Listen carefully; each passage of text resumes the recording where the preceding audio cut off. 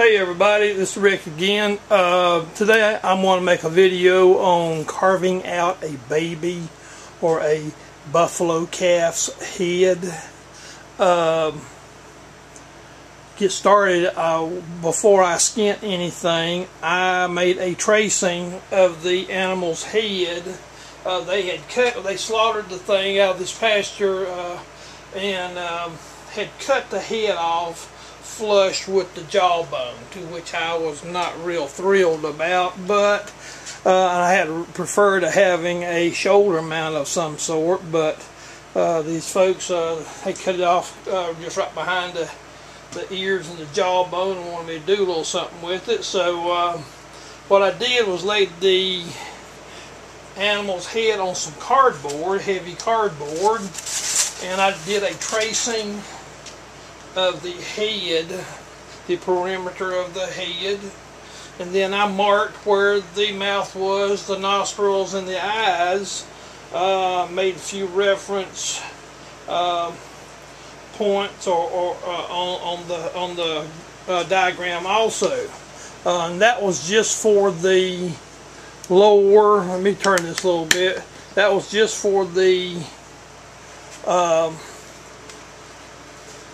side view of the head.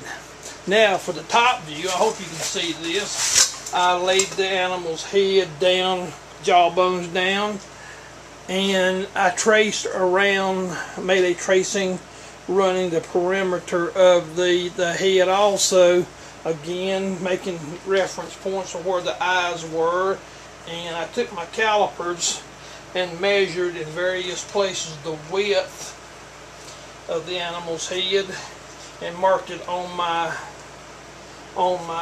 pattern here.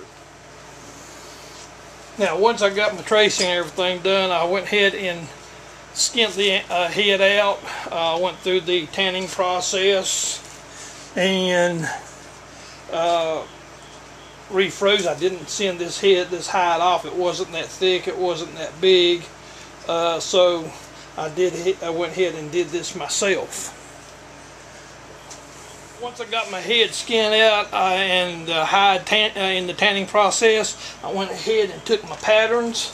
I took my side pattern and I cut out some panels out of foam board. I like to use this foam board. That's the insulation foam board that you can buy at most hardwares. I cut out 8 panels, and each panel is like 2 inches thick. I cut out 8 panels. I laminated them together with Gorilla Glue. Just go by the directions on the bottle. Once I got these laminated, I run a long wire, a couple wires through each end of my foam, and sunk them all the way through. Then once I did that, I took something heavy and laid it on top of it like an anchor of some sort, and to compress these while they were in the curing stage. Everything's laminated. Once glue together, ready has to go. set up, take wires out. Side panel off. I was just using this for reference, so I can get everything on the top lined up. So I've got my top view now, and I've got it lined up with everything. And I'm going to take a magic marker and I'm going to trace around this in order to get my basic shape of my head.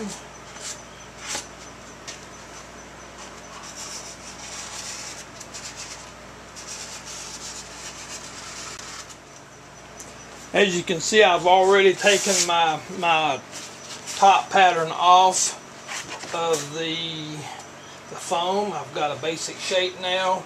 I've got a basic shape of the side, and I've got a basic shape of the top. What I'm going to do next is put it in a vise or I've got a Okay folks, I'm back with my Sawzall. I've got my piece right here clamped into my sawhorse, and I'm going to go ahead and start cutting this thing. As I said, I'm just going to follow the outline of this head. I'm going to take it as far as I can, then I'm going to flip it over and finish it out on the bottom.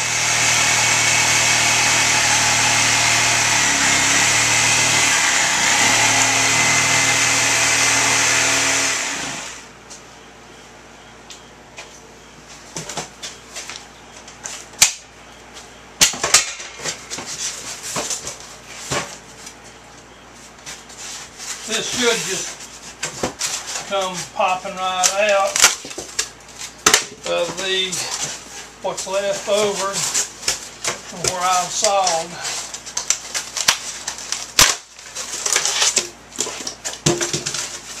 There we go. Here's a general shape. So far, so good. So I'm going to have to do a little bit more cutting right here, but what I've got is the basic shape.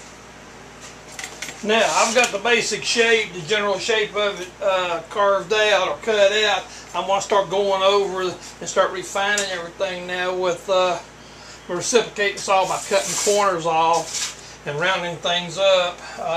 Like I said, I've got the basic outline of my head made up.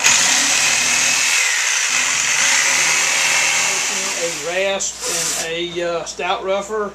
I'm going to start refining everything and shaping, smoothing all these edges off, and starting to get the basics of the shape refined. I'm going to constantly be taking this small cape, and you can see this is nothing real huge. It's just the head, and whoever cut this, you know, when they slaughtered it, pretty much ruined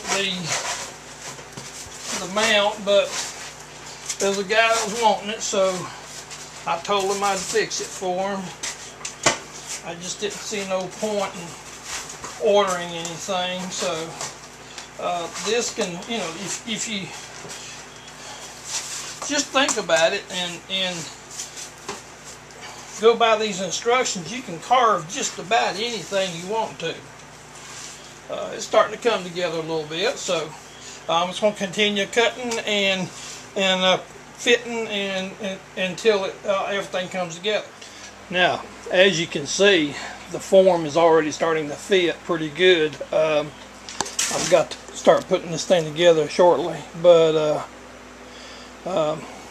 carving is a real good tool to have. I can't get along without it. This is the biggest thing in my business here. I carve a lot of stuff. I build a lot of stuff. I rarely order anything, so this is... Okay, folks, you can see that I'm putting this buffalo together now, but you can see how it's starting to come shape up. I'm starting to sew everything up in the ear where they had been damaged and where we took the horns out. I've got to tuck the lips and the eyes and the nostrils. But anyway, what I'm basically showing you right now is the basic shape and overall shape of it. It's showing you that this can be done. Later on, I will probably be doing a full-size kind of